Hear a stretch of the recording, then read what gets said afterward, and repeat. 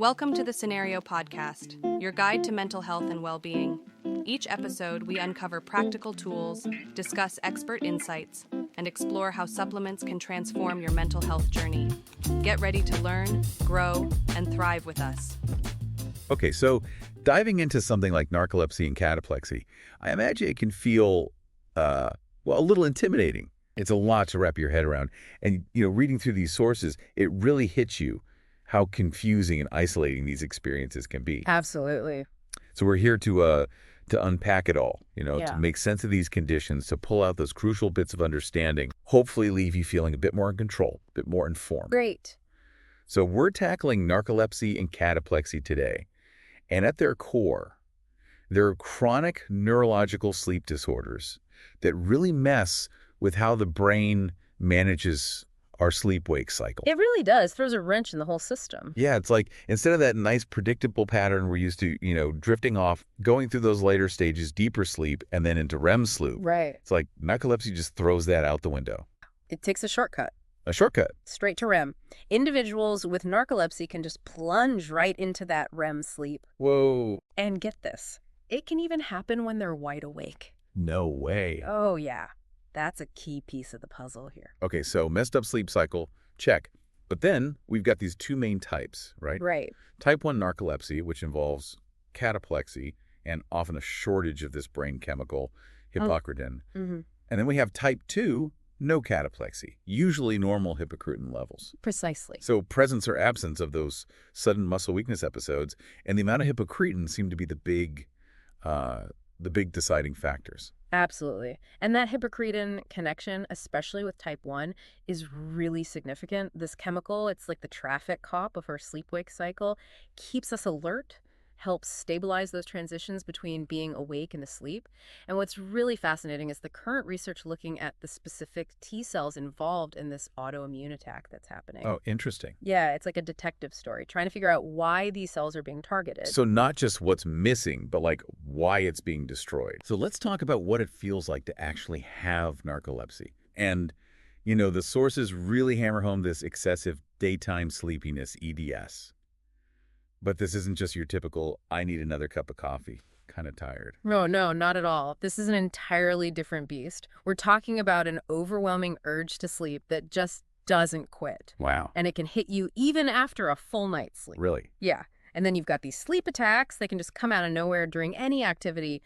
Talking, eating. Oh, gosh. Even driving, which obviously, as the sources point out, is super dangerous. Yeah, that's scary. It's not just about physically falling asleep either. You also get this foggy brain, trouble concentrating. It's like a constant mental haze. So you're not really yourself. You're not sharp. You can't focus. Your memory's fuzzy. It sounds exhausting. It is. It takes a toll. Okay, well, let's talk about cataplexy now, which is a real hallmark of type 1 narcolepsy. This is where things get, interesting, I guess. It's interesting, sure. The sources describe it as this sudden loss of muscle tone, ranging from just a bit of weakness to full-blown paralysis and the trigger.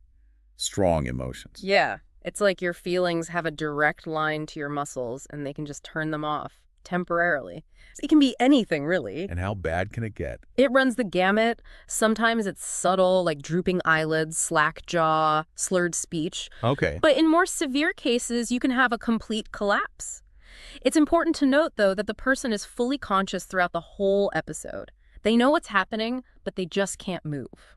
That must be terrifying. It is for many people. It can also be dangerous, depending on the situation. Yeah, I mean, imagine if that happened while you're crossing the street or holding something hot or even just walking down the stairs. Absolutely. The unpredictability of it all makes it very challenging to manage. And how long do these episodes last? Anywhere from a few seconds to a few minutes. It really varies. So we've covered excessive sleepiness, cataplexy. But there's more, right? The sources detail some other common symptoms like sleep paralysis. That sounds pretty freaky. It can be. It's basically this temporary inability to move or speak as you're falling asleep or waking up. And it often comes with this intense feeling of fear. Like you're trapped. Exactly. And the reason for this is, again, that intrusion of REM sleep into wakefulness. So my mind's awake, but my body's still stuck in that REM paralysis. That's the idea. Okay, then there are these things called hypnagogic and hypnopompic hallucinations. Yeah, those are interesting. They sound intense, these vivid, almost hyperreal dream-like sensations happening as you're drifting off or waking up. It can be quite startling. The sources give examples, like hearing your name called or feeling someone in the room with you. It's like the line between dreams and reality gets blurred. And it feels totally real. To the person experiencing it, yes. So another symptom of that unstable sleep-wake boundary. Precisely. And then lastly, we've got fragmented nighttime sleep. Yes. Which seems counterintuitive, right? You'd think someone with narcolepsy would be sleeping soundly all night. You'd think so, wouldn't you? But it's often the opposite. They have trouble staying asleep, they wake up frequently, their sleep is restless. So they're tired all day, but then can't sleep well at night. It's a vicious cycle. Their sleep is disrupted around the clock. Okay, so let's talk causes. Yeah. Why does all of this happen? And I think we need to start with hypocretin deficiency, which is often seen in type 1 narcolepsy. Right. We've touched on it, but just to reiterate, hypocretin's a big deal in regulating alertness and REM sleep. It's essential. And in type 1, often those neurons that produce it are just gone. Yeah. And the likely culprit, according to the sources, is this autoimmune response. Exactly. So it's like the body's defense system, which is supposed to fight off infections and stuff. Right. It gets confused and starts attacking these vital brain cells. It's a case of mistaken identity, essentially. The immune system goes rogue and targets these neurons that are crucial for maintaining wakefulness. Okay, so that's the autoimmune theory, at least for type 1. Then there's genetics, right? Yes. The sources mention a strong link to this specific gene variant, HLA-DQB 106.02. It's a big one. But it's not a guarantee, right?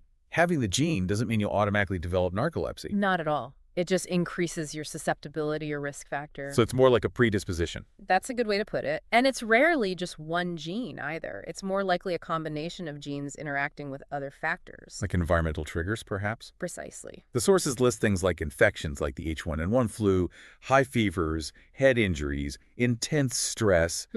All these things, in someone who's already genetically predisposed, could potentially trigger the onset of narcolepsy. It's like pushing them over the edge, so to speak. Okay, and then there are those rare cases where direct brain damage is the cause. Right. Tumors, strokes, traumatic brain injuries. Anything that affects those key sleep-regulating areas of the brain. Right, because if those areas are damaged, it can really throw off your sleep patterns. Absolutely. It disrupts the whole system. So who is affected by all of this?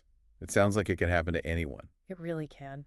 The sources say it most commonly shows up between ages 10 and 30. That's the typical age range. Affects men and women equally. And it can even occur in children, right? Yes, which is why it's so important to be aware of the symptoms. Because it can easily be misdiagnosed, especially in kids. Definitely. It often gets mistaken for other things like ADHD, depression, even epilepsy. Because there's some overlap in symptoms. Right. You might see inattention, poor performance at school, unusual behavior. And everyone's thinking ADHD, but it could actually be narcolepsy. Exactly. So if you're listening to this and you know a child who's struggling with these issues, especially if they're also really sleepy during the day, it's worth considering narcolepsy as a possibility. and talking to their doctor about it. Absolutely. Early diagnosis is so important. All right, now thinking about the overall impact on the body, the sources mention how narcolepsy and cataplexy disrupt our natural circadian rhythm. Oh yeah, that internal clock that tells us when to sleep and wake up, it gets thrown way off. And if it's not treated, it can lead to a whole bunch of consequences, A right? cascade of problems, really. Falling asleep at the wrong times, trouble concentrating, the emotional and physical effects of cataplexy. Sleep paralysis, feeling constantly unrefreshed no matter how much you sleep. It can lead to accidents, injuries, mental health problems like depression and anxiety. Social isolation, too, because people might be embarrassed or afraid of their symptoms. And it can affect your work, your school, everything. It's a huge burden to carry. Okay, well, let's talk about how doctors diagnose these conditions. The sources outline a pretty standard process, starting with a detailed medical history. That's always the first step. You need to understand the patient's symptoms, how often they occur, how long they last, any triggers. Right. Then there's the polysomnography, the overnight sleep study, where they monitor your brain waves, oxygen levels, heart rate, breathing, movement. It's a very comprehensive assessment. And the main goal is to rule out other sleep disorders. Exactly. Because a lot of things can cause daytime sleepiness, and you need to make sure it's not something else like sleep apnea or restless leg syndrome. Okay, so that's the overnight study.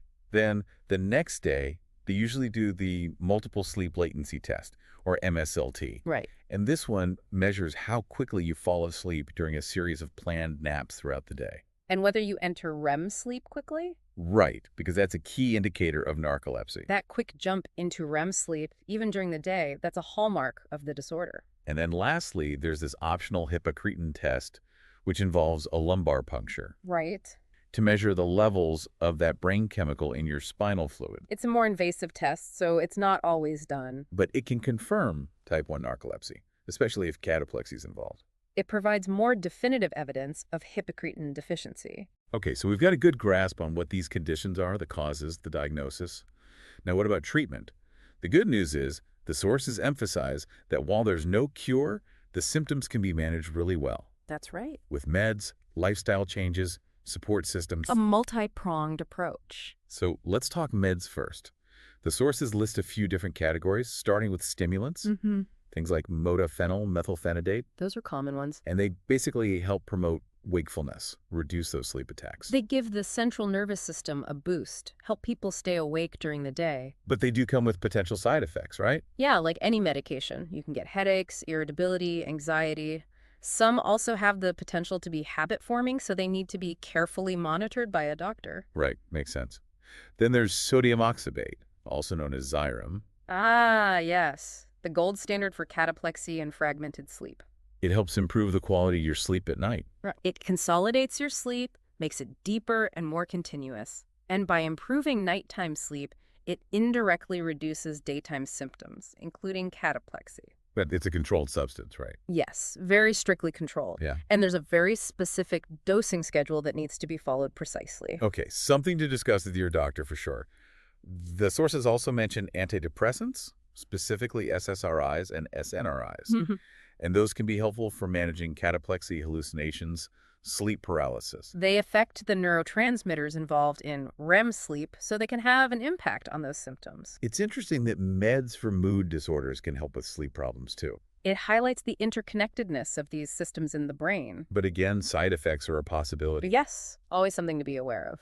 And then finally, there are these newer wake-promoting agents that aren't stimulants. Right, like pitolisant and solriamfetol. They work a bit differently, increasing levels of different neurotransmitters. And they seem to have a lower risk of dependency. But they can take a few weeks to really kick in. Yeah, they're not a quick fix. So it's good to have options, though. Right. Absolutely. And it shows that there's ongoing research and development in this area, which is encouraging. Okay, so meds are one part of the puzzle, but lifestyle changes are huge too. The sources really stress the importance of a consistent sleep schedule. That's foundational. You need to regulate that disrupted circadian rhythm as much as possible. And that means sticking to the schedule even on weekends. Yes, even on weekends. Tough, but important. Consistency is key. Then there are scheduled naps.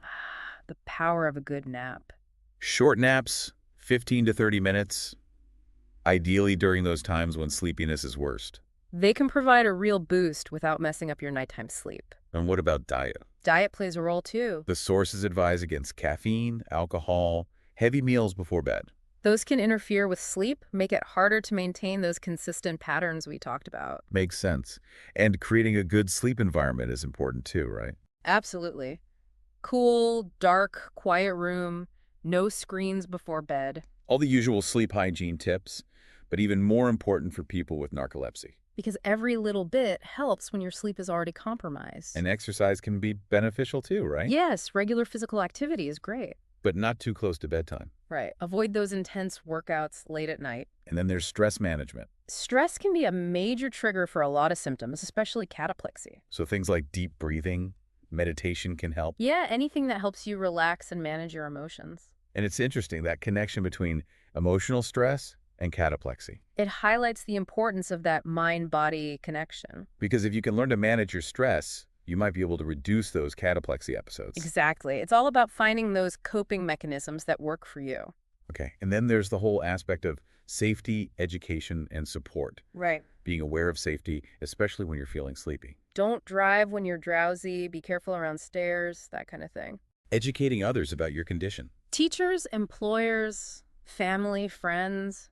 Let them know what you're dealing with, what your needs are. Requesting accommodations at work or school. Flexible schedules, nap breaks, designated quiet areas. and connecting with support groups. That peer support can be so valuable. Being able to talk to people who understand what you're going through. It can make a huge difference. So the takeaway here is narcolepsy and cataplexy are chronic conditions, but they are manageable. Absolutely. You can still live a full and successful life. With the right tools, strategies, and support. You need a good care team, you need to prioritize your mental health, and you need to stay informed. It's about being proactive, advocating for your needs, and connecting with others who get it. So as we wrap up this deep dive, I think what really struck me is just how complex the relationship is between our brain's sleep-wake regulation and our emotional state. It's a fascinating interplay, and it's clear that when that balance is disrupted, as it is in narcolepsy, the impact on daily life is significant. Yeah. And if you're interested in learning more, I'd encourage you to explore the role of different neurotransmitters in all of this. That's a good avenue to explore.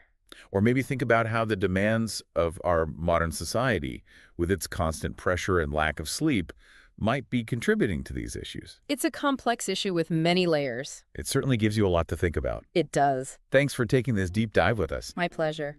Thanks for tuning in to the Cenario podcast. Don't forget to visit Cenario.com for more expert tips, articles, and supplements designed to support your mental health. If you enjoyed this episode, remember to subscribe and share it with a friend. Until next time, take care of yourself.